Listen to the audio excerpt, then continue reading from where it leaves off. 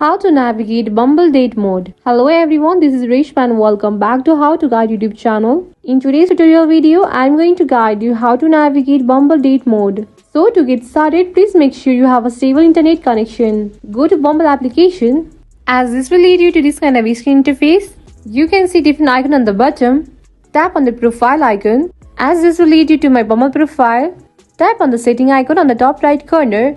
On the app screen, you will be able to find date mode on first. Here you can see it is turned on, or if you want to turn it off, slide it on the left side. And remember one thing, that turning it off means all your matches and chats will be vanished forever, and it cannot be undone, so be careful with it. And if you want to continue the process, then tap on turn off data mode. We have easily navigate through Bumble Date Mode. If you have any doubt or queries related to this topic, you can simply ask us on the comment section. And this was it for this video.